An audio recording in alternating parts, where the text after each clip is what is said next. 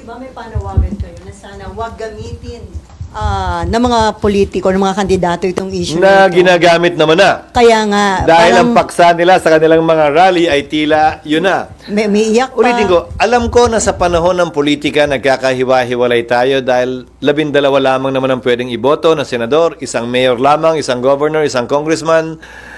Pero hindi rason yon para sa akin. Kaya ang panawagan ko na huwag ito gamitin sa politika dahil malalim na sugat ang pwedeng ilikha nito sa pagitan ng ating mga kababayan, sa pagitan ng Mindanao, ng Luzon, ng Visayas, na hindi makakabuti sa ating bansa. At bakit? Para lamang sa personal na interes sa politika para manalo sa halalan? Sana wag naman. Sana hindi naman. Siguro habang mainit, sige, pero hindi naman hanggang sa dulo. At hindi naman din siguro dapat na hanggang sa pagkapanalo o pagkatalo, yan pa rin ang magdidikta ng gagawin mo, magiging pananaw mo at magiging boto mo sa lahat ng bagay. Sana hindi ganun. So, kung i-take advantage ito ng ilang candidates, ano yung implication nun, sir?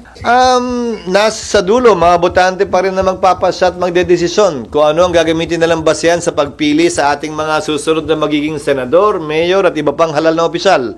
Hindi para sa akin na diktahan yon. May maiinis, may maaasar na sobrang ingay na, may matutuwa, may magugustuhan sa dulo. Hayaan natin maging barometro ang susunod na halalan. Kaugnay sa kung sang-ayon ba sila o hindi sa ginawa o hindi ginawa ng mga kandidatong tumatakbo ngayon. Sir, yung timing, kasi may incoming election nga, tapos na-aresto si Duterte, ano yung worst scenario na pwedeng mangyari? Hindi ko alam kung anong pinapatukuyan mo.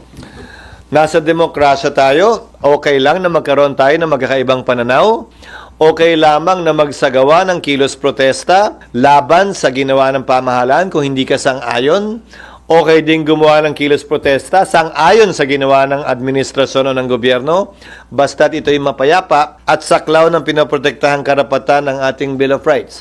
Para sa akin, bahagi lahat yan ng pagkakaroon ng isang malusog na demokrasya sa ating bansa. Bagaman, may konting ingay nga sa politika.